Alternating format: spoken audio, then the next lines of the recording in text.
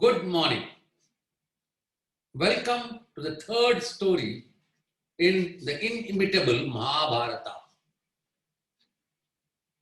This story is a story of Shantanu, Ganga, the 8 Vasus, and the birth of a central character of the epic, Bhishma or Devavrata. To begin with, let us start with the story of Hastinapura. Hastinapura was the kingdom of elephants. Hasti in Sanskrit means an elephant, and Pura is a kingdom. King Shantanu was a young king of this prosperous and influential kingdom. And as was the practice in those times, kings were keen hunters. Mounted on his horse, with a bow and arrow in his hand, kings would set out into the jungles. And one of the prized hunts was a spotted deer. While Shantanu chased a spotted deer, the nimble deer escaped into the forest towards the river Ganges, and Shantanu in his chase left behind his retinue of followers and soldiers, and he alone was at the edge of the wilderness when the deer disappeared from his eyes. Finally, he heard a splash at a distance and flowing of water. He dismounted from his horse, walked across the jungle, and reached the edge of the river. He peered into the water to see where the deer would be crossing so that he would be able to shoot even a swimming deer. But what he saw in the water astonished him. It was not a deer who was swimming in the water. It was a beautiful lady with flowing black tresses, dressed in white clothes, who was swimming so effortlessly that she looked like a part of the river itself. The young king was so startled by this lovely spectacle that his bow slipped from his hand and the heavy metallic bow fell on the rocks, producing a reverberating clang. The girl, hearing the shrill sound of a metallic bow falling on a granite stone, immediately turned around, started swimming back to the shore, stood up in wet clothes, and looked straight at the king with a bemused smile and expression on her face. Shantanu was dressed in the pious robes, and he did look like a king. And thus, this attitude from the young woman surprised him dramatically. How come this woman has the courage to stare me in the eye? Those were the times when the king had an ultimate control and power over his population. Anything and everything in his sight belonged to him. Every man, woman, and child was his and his alone. If he liked a girl, he could marry her or rape her or kill her or kidnap her, and nobody would dare to ask a question because he owned his praja or his population.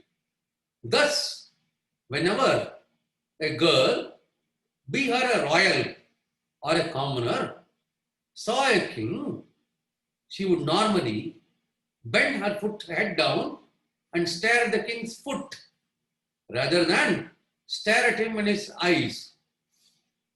The fact that she was even giving him a smile shocked him. Those were the times when Vedas had described vivahas, or the bondage between a man and a woman, into various kinds. Brahma Vivaha was the one with matched horoscopes, with a slightly older husband and a younger wife, where the husband assumes the role of a guru and a teacher, and the wife of a shishya and a student, and between them they brought up their progeny. Daiva Vivaha was again conducted between a man and a woman of similar or same ages, with the blessings of elders, with the matching of horoscopes, where the relationship between the male and female was rather equal.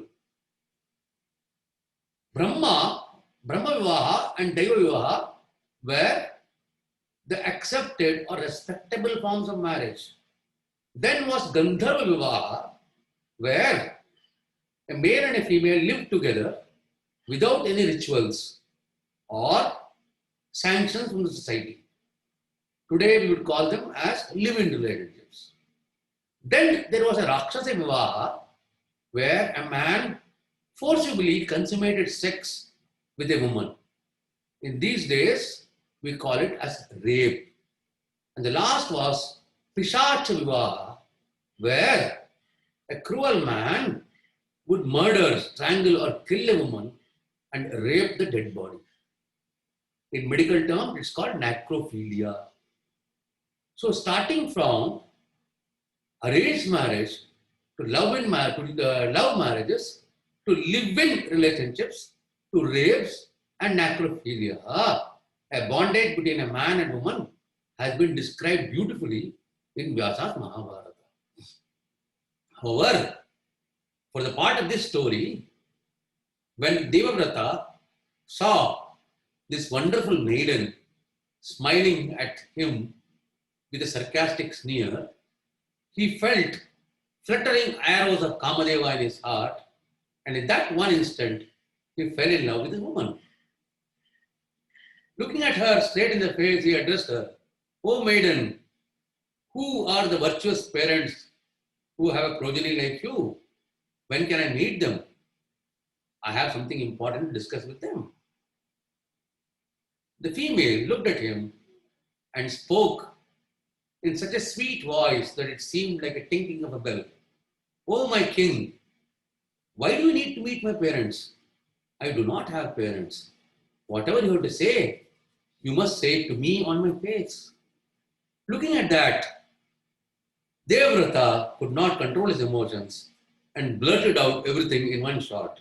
"Oh, maiden, never in my life have I met somebody as lovely and pretty as you, and nothing would please me more than having you as my mate and wife and sit with me on the throne besides me while we rule Hastinapura together."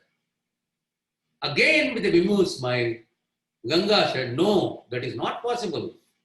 Not only you do not know me, but I have kept very strict conditions for the person who wants to marry me."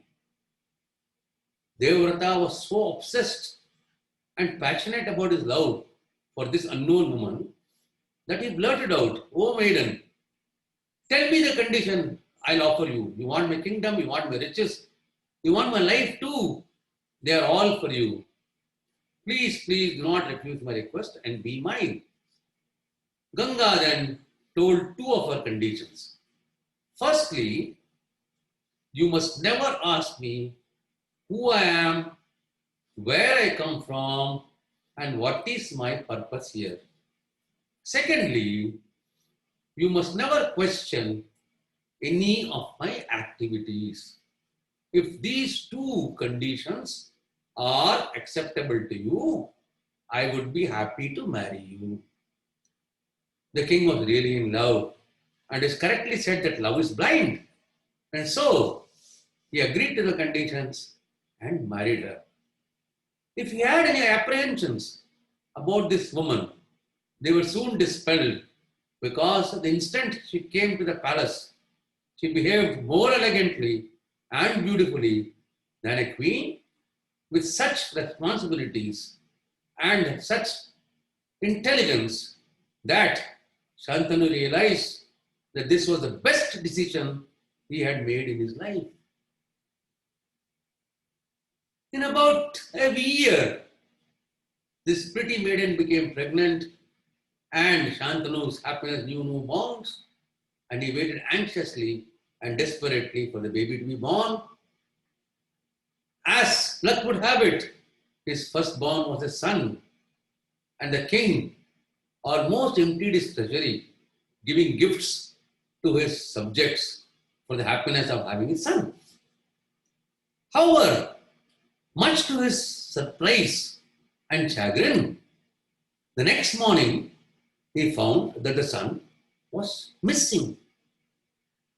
The palace was searched high and low. The place was searched high and low. The whole kingdom was searched. But he could not find his son. It was really a shocking episode for him. He wanted to rush to his wife and ask him the whereabouts of his son. But suddenly he remembered his promise. And thus he could not open his mouth. It took him a few months to come out of his miseries. But again, fortunately, the next year, the wife became pregnant again and got another beautiful son. This time, the king ensured that there were double guards around the queen's bedroom. But unfortunately, the next morning, again, the child was missing. 5 times this happened. Every year she gave birth to a son, and every year, the next morning, the child was missing. The 6th time, the king doubled the guards and completely sealed the palace.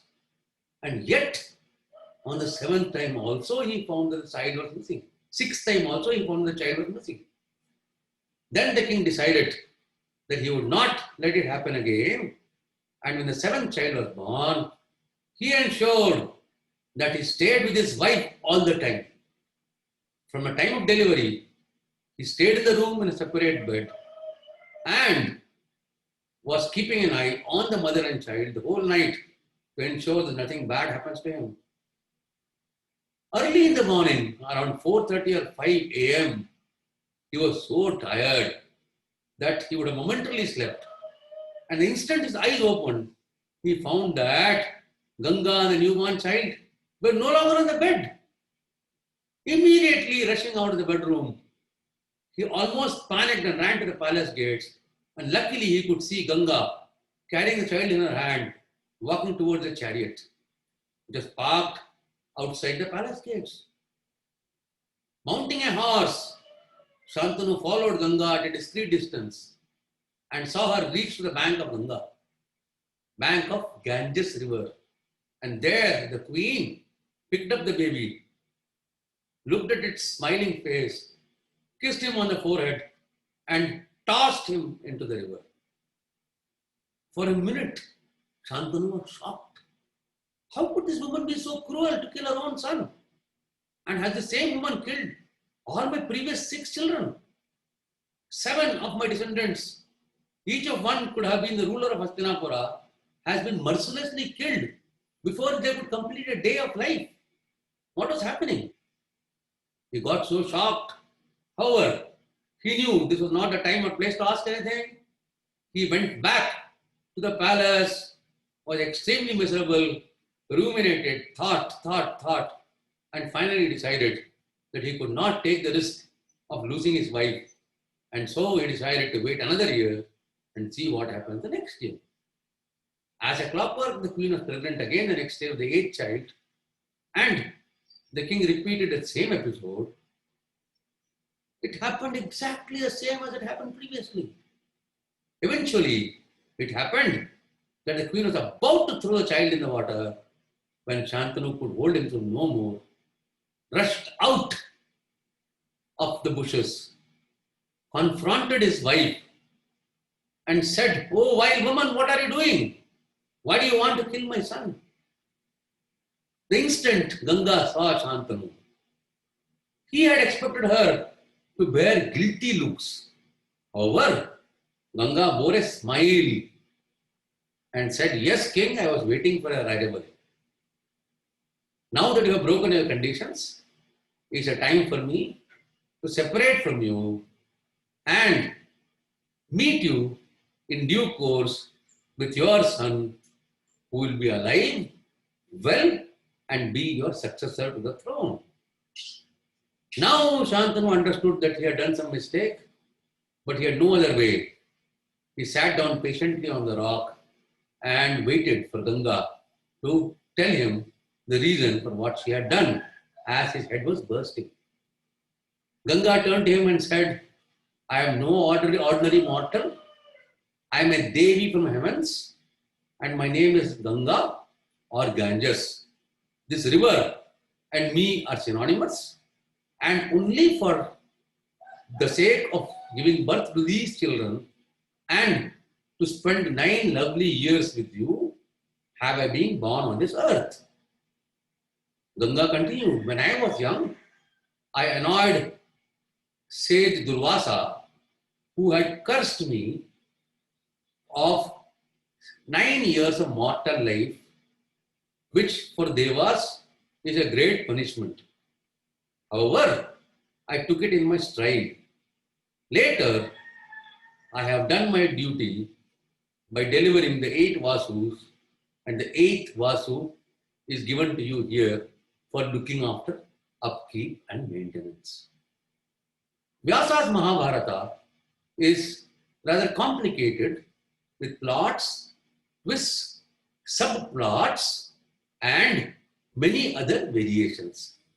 So at this stage, Ganga narrates a story of Vasus, the 8 Ashtavasus, their curse, how they were destined to be born as human beings, how they were born as Shantanu's children, how they got their salvation, and how the 8th son would be alive and stay alive. This story I will narrate in the next episode. Thank you very much. Thanks.